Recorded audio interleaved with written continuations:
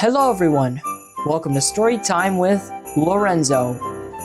Our featured book today is How the Grinch Stole Christmas by Dr. Seuss. Creatively read and adapted by Lorenzo. If you're new to my channel, please like and subscribe to help my channel grow. Stay tuned for some fun segments at the end of the story. How the Grinch Stole Christmas. Every Who down in Who-ville liked Christmas a lot. But the Grinch, who lived just north of Who-ville, did not. The Grinch hated Christmas, the whole Christmas season. Now please, don't ask why. No one quite knows the reason. It could be his head wasn't screwed on just right. It could be, perhaps, that his shoes were too tight. But I think that the most likely reason of all may have been that his heart was 2 sizes too small.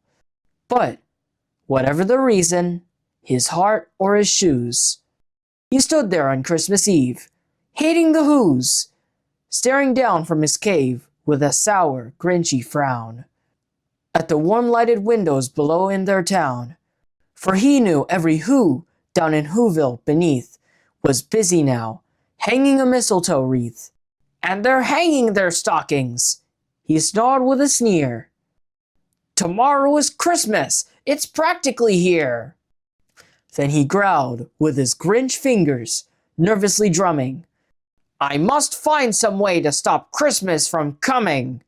For tomorrow, he knew, all the Who girls and boys would wake up bright and early.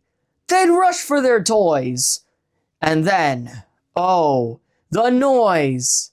Oh, the noise, noise, noise, noise. That's one thing he hated. The noise, noise, noise, noise. Then the Whos, young and old, would sit down to a feast. And they'd feast, and they'd feast, and they'd feast. Feast, feast, feast. They would feast on Who pudding and rare Who roast beast, which was something the Grinch couldn't stand in the least. And then, they'd do something he liked least of all. Every Who down in Who-ville, the tall and the small, would stand close together, with Christmas bells ringing. They'd stand hand in hand, and the Whos would start singing. They'd sing, and they'd sing, and they'd sing, sing, sing, sing. And the more the Grinch thought of the Who Christmas sing, the more the Grinch thought, I must stop this whole thing. Why, for 53 years, I've put up with it now. I must stop this Christmas from coming.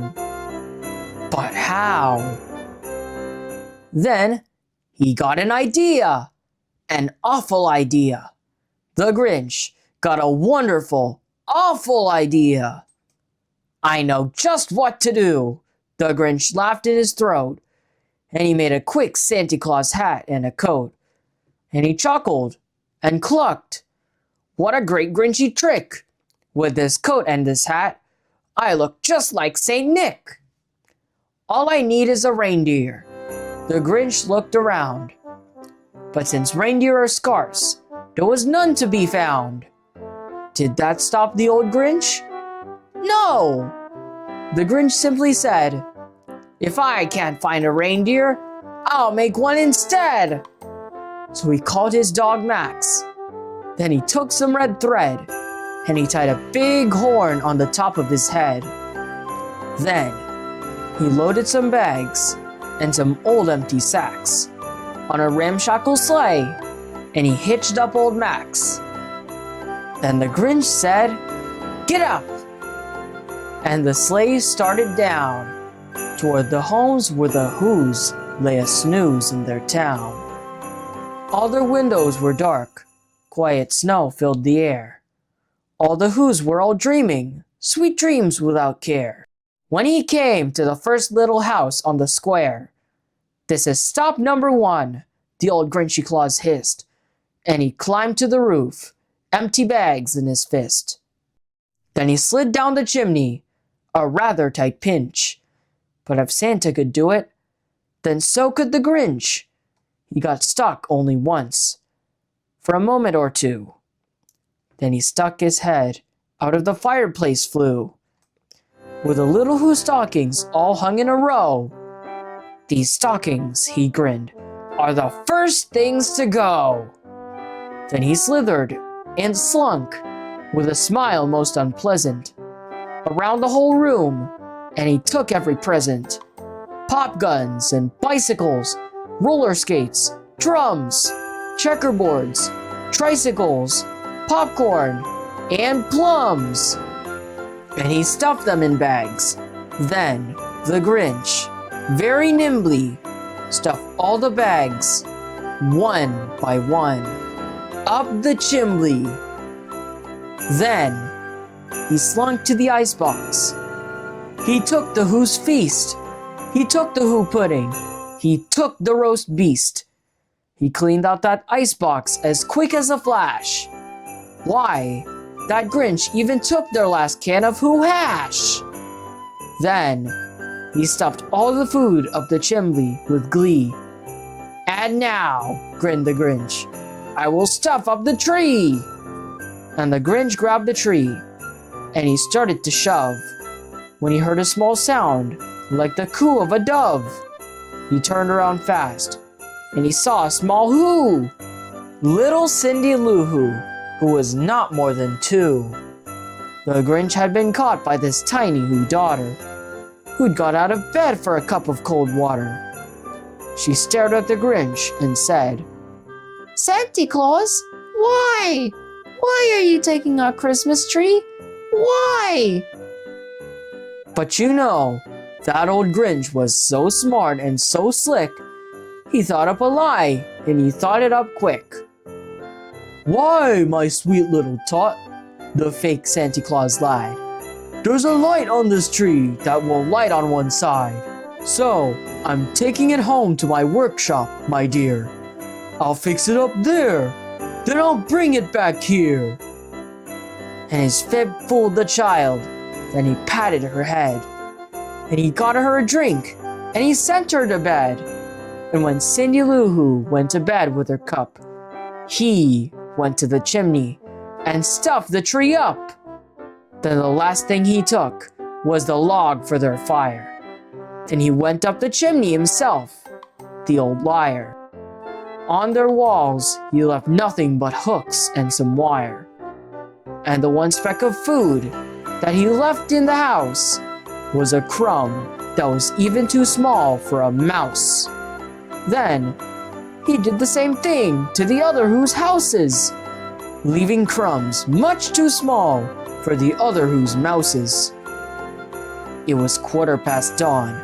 All the Who's still abed, all the Who's still snooze, when he packed up his sled, packed it up with their presents, the ribbons, the wrappings, the tags, and the tinsel, the trimmings, the trappings.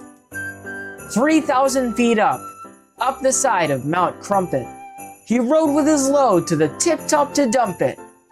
Pooh-pooh to the Who's, he was Grinchiously humming. They're finding out now that no Christmas is coming. They're just waking up. I know just what they'll do. Their mouths will hang open a minute or two. Then the Who's down in Who-ville will all cry boo-hoo. That's a noise, grinned the Grinch, that I simply must hear. So he paused, and the Grinch put his hand to his ear, and he did hear a sound rising over the snow.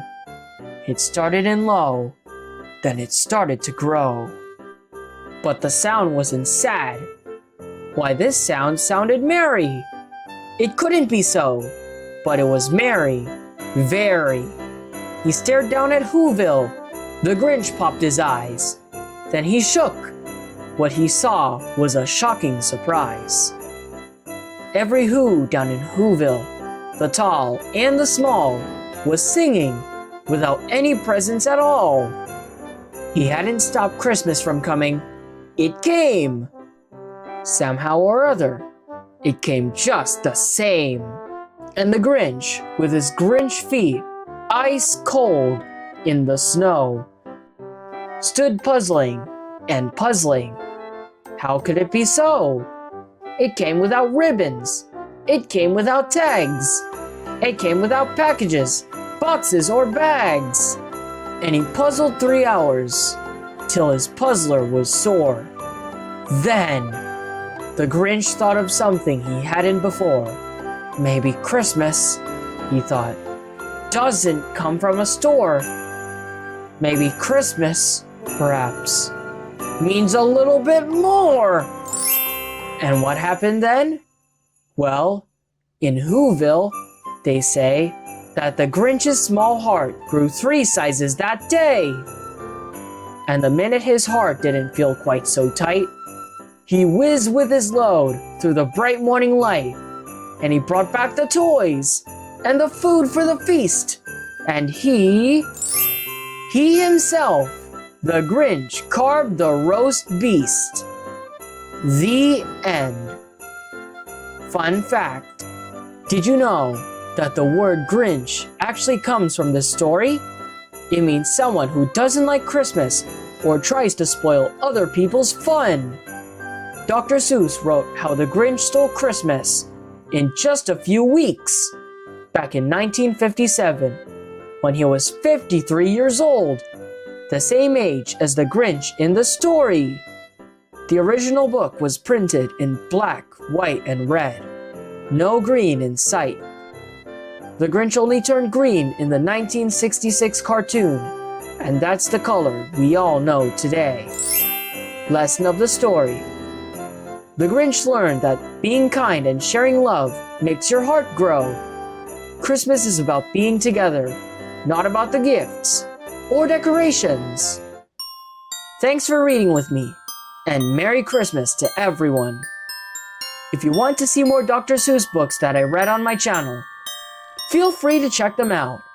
Links are in the description. Thanks for watching. If you like this video, like and subscribe.